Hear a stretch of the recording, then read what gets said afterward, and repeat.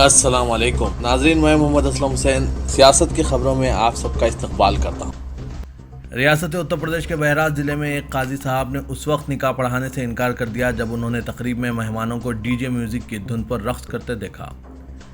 उन्होंने नाराज़गी का इजहार किया और कहा कि निकाह नहीं पढ़ाया जाएगा। ऐसी हरकतें इस्लामी रिवायत और रसूम के खिलाफ है।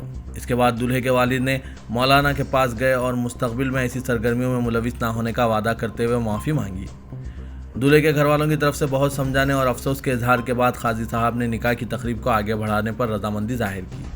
उन्होंने मुतनबा किया कि अगर ऐसी हरकत दोहराई गई तो 5,051 रुपये जुर्माना आयद किया जाएगा। गुज़िश्ता रोज़ पेश आए इस वाक़े की वीडियो सोशल मीडिया पर वायरल हो गई। इस वाक़े के बारे में मौलाना सिकंदर ने एक इस्लामी हदीस का हवाला दिया और तमाम नौजवानों को नसीहत की कि अल्लाह को नाराज़ करने वाली किसी भी सरगर्मी में मुलविस होने से गुरेज करें। उन्होंने इस बात पर भी जोर दिया कि शादी या किसी और तकरीब में डीजे या फिर म्यूज़िक नहीं बजाना चाहिए, क्योंकि शरीयत के उसूलों के ख़िलाफ़ हर चीज़ से गुरेज किया जाना चाहिए। नाज़रीन, काजी साहब के ये अमल पर आपकी क्या राय है? कमेंट के ज़रिए अपने ख्यालात ज़रूर वाकिफ़ करवाइएगा। इस खबरनामे को MS एजुकेशन की जानिब से स्पॉन्सर किया जा रहा है। अल्हम्दुलिल्लाह मेरे 2 बेटियां हैं। मेरे MS कॉलेज से पढ़े सो है लोग, एक BPC लिए हुए हैं सुमेरा और एक MPC लिए हुए हैं महरीन बेगम। I have scored 991 out of 1000. I have secured 984 out of 1000. मेरा बेस्ट डिसीजन है MS को सेलेक्ट करने का। और हमारे बच्चे और आगे भी कामयाब हो, हमारी ये दुआ है। Please click the following link in description for more details.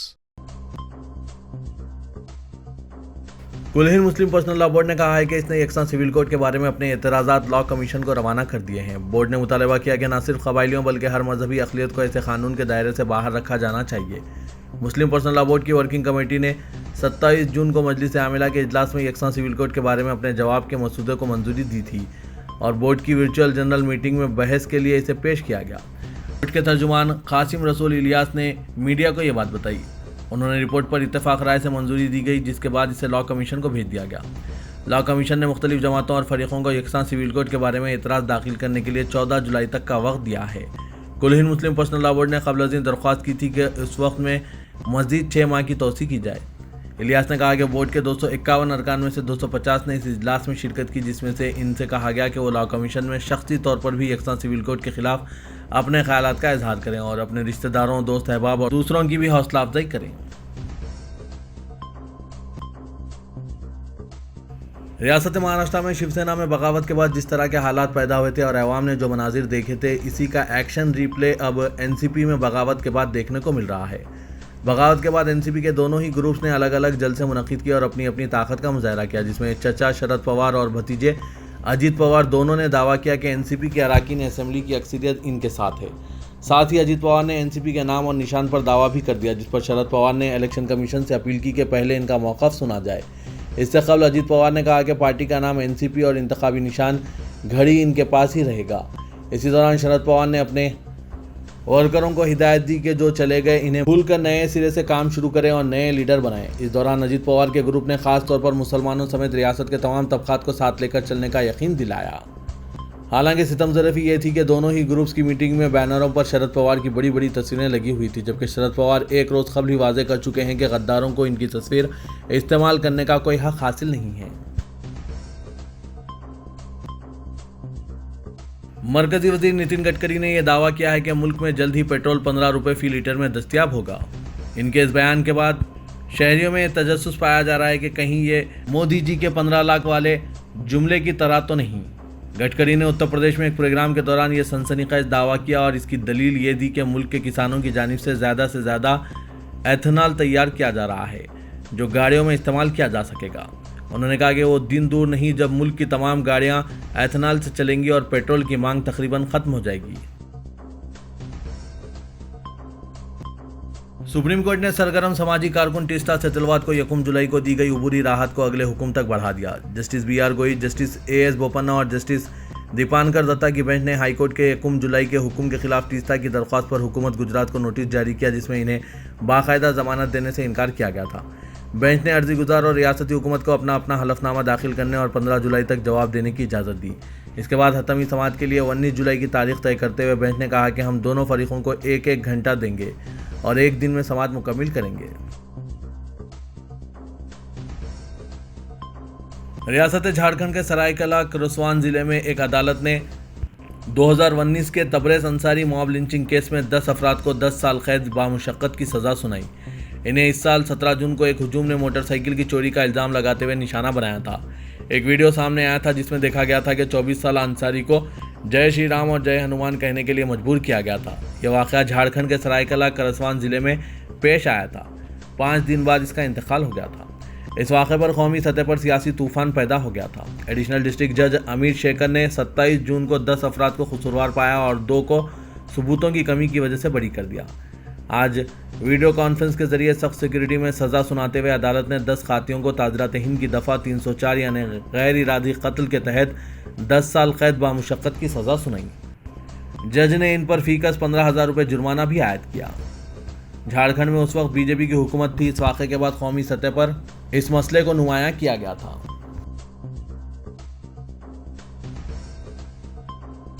Maharashtra के हुक्मरान इत्तेहाद में अजीत पवार के दाखिले से एकनाथ शिंदे की तायीद करने वाले शिवसेना अरकान असेंबली में बेचैनी पैदा हो गई है। मामला इस हद तक आगे बढ़ गया है कि चीफ मिनिस्टर ने अपने तमाम अपॉइंटमेंट्स मनसूख कर दिए और अपनी सरकारी रिहायशगाह पर पार्टी का हंगामी इजलास तलब किया। राय के मुताबिक इस इत्तेहाद पर एतराज़ करने वाले अरकान असेंबली का कहना है कि शिवसेना के बाल ठाकरे कभी भी एनसीपी के साथ कोई ताल्लुक नहीं रखते।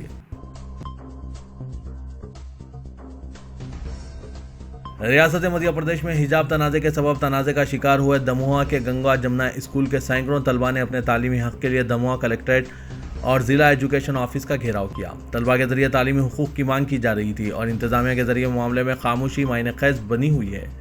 वाज़ेह के माह में दमोहा गंगा जमुना स्कूल के जरिए बोर्ड इम्तिहान के नतायज में स्कूल के तलबा की बेहतरीन कारकर्दगी पर जो तस्वीरें बोर्ड पर आवेदन की गई थी, इसमें तलबा को स्कार्फ पहनाया गया था, जिस पर हिंदू तंजीमों ने एहतजाज करते हुए स्कूल इंतजामिया पर हिंदू तालिबात को ज़बरदस्ती हिजाब पहनाने और तब्दीली मजहब किए जाने का इल्ज़ाम लगाया था। तनाज़े के सबब हुकूमत के जरिए जाँच के अहकाम जारी किए गए और स्कूल की मंजूरी ख़त्म करते हुए इसकी 3 मंजिला इमारत में से 2 मंजिला को गुश्तामा मुनहदिम कर दिया गया। इंतजामिया के जरिए कार्रवाई कर दी गई, लेकिन स्कूल में तालीम हासिल करने वाले 1200 से ज़्यादा तलबा को इसी इंग्लिश मीडियम तालीम हासिल करने के मौके मिलेंगे। इसको लेकर मुनासिब इक़दाम नहीं किया गया है। मोदी हुकूमत के लिए यूनिफॉर्म सिविल कोड का मुल्क में निफाज आसान होने वाला नहीं है। ऐसा इसीलिए है क्योंकि एक तरफ अपोजिशन पार्टियां इसके खिलाफ मजबूती के साथ आवाज़ उठा रही है और दूसरी तरफ एनडीए में शामिल पार्टियों ने भी इसकी मुखालिफत शुरू कर दी है। तमिलनाडु में बीजेपी की साथी पार्टी AIADMK ने बीजेपी को झटका देते हुए कहा कि पार्टी ने हुकूमत हिंद से यूनिफॉर्म सिविल कोड के लिए आइन में कोई तरमीम ना करने की गुजारिश की है। AIADMK का मानना है कि यह कानून हिंदुस्तान के अक़लियतों के मजहबी हुकूक़ पर मनफी असर डालेगा। नेशनल पीपुल्स पार्टी के बाद AIADMK दूसरी अहम बीजेपी हामी पार्टी है जिसने यूनिफॉर्म सिविल कोड की मुखालिफत की है। अब देखने वाली बात यह होगी कि मोदी हुकूमत इनकी बात मानती है या नहीं।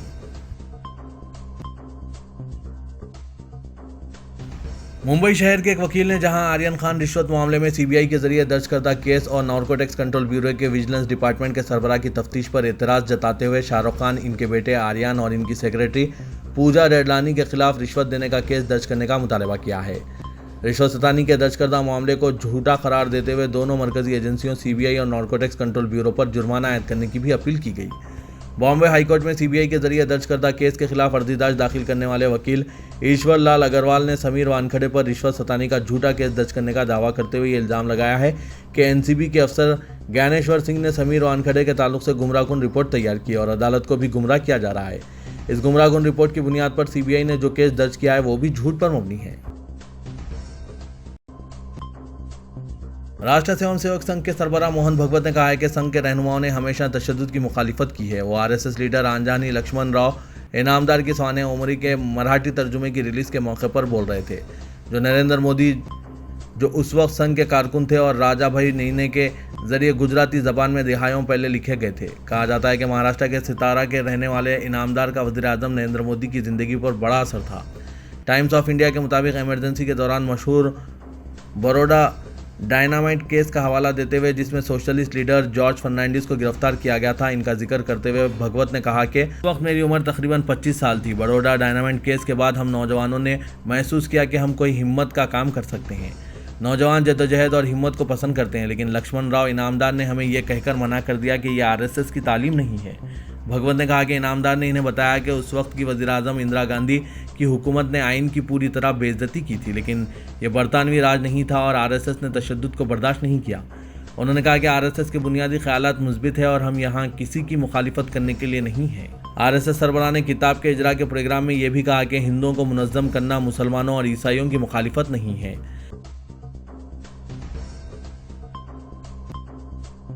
कर्नाटक असेंबली इंतखाबात के नतायज के बाद तेलंगाना में मुस्लिम वोट की अहमियत में इजाफा हो चुका है। बरसर इख्तिदार बीआरएस और अहम अपोजिशन कांग्रेस दोनों कर्नाटक के तजुर्बे को पेश नज़र रखते हुए मुसलमानों की तायद हासिल करने की हिकमत अमली तैयार करने में मसरूफ़ हो चुके हैं। कांग्रेस और बीआरएस को इख्तिदार के लिए मुसलमानों की तायद ज़रूरी है, तो दूसरी तरफ तेलंगाना में बेहतर मुजाहरे के जरिए बादशाहगर का मौक़िफ़ हासिल करने का ख्वाब देखने वाली बीजेपी मुस्लिम वोट से खौफजदा है। कर्नाटक में मुसलमानों की कांग्रेस के हक़ में मुत्तहिदा रायदही ने बीजेपी को बदतरीन शिकस्त से दो चार कर दिया। जनता दल सेक्युलर की मौजूदगी के बावजूद मुसलमानों ने कांग्रेस की तायद करते हुए वोट की तकसीम की बीजेपी की कोशिशों को नाकाम बना दिया। अब जबकि तेलंगाना असेंबली इंतखाबात आइंदा 4 माह में मुनक़िद होंगे, बीआरएस और कांग्रेस की नज़र ऐसे 40 असेंबली हल्के जात पर है जहां मुस्लिम राय दहिंदे फैसलाकुन मौक़िफ़ रखते हैं। इन 40 असेंबली हल्के जात में मुसलमान मुत्तहिदा तौर पर जिस पार्टी की तायद करेंगे, इसकी कामयाबी यकीनी होगी। कांग्रेस को कर्नाटक की तरह मुखालिफ हुकूमत लहर के नतीजे में मुसलमानों की तायद का भरोसा है, जबकि बीआरएस ने मुसलमानों के वोट हासिल करने के लिए अपनी हलीफ जमात मजलिस से मदद तलब की है। मौसूल ज़राए के मुताबिक मजलिसी क़यादत की जानिब से ज़ायद नशिस्तों पर मुकाबले का इशारा दिए जाने के बाद चीफ मिनिस्टर केसीआर ने मजलिसी क़यादत से क़ुर्बत रखने वाले पार्टी कायदीन और अवामी नुमाइंदों को मुतहरिक कर दिया है। मजलिस को गुज़श्ता असेंबली इंतखाबात की तरह अपनी मखसूस नशिस्तों पर मुकाबला करने और हल्के जात में बीआरएस की तायद के लिए आमादा करने की मसाई जारी है। चीफ मिनिस्टर की जानिब से पेशकश की गई कि मजलिसी हल्के जात में कमज़ोर उम्मीदवारों को मैदान में उतारा जाएगा ताकि मजलिस के उम्मीदवारों की कामयाबी यकीनी हो जाए।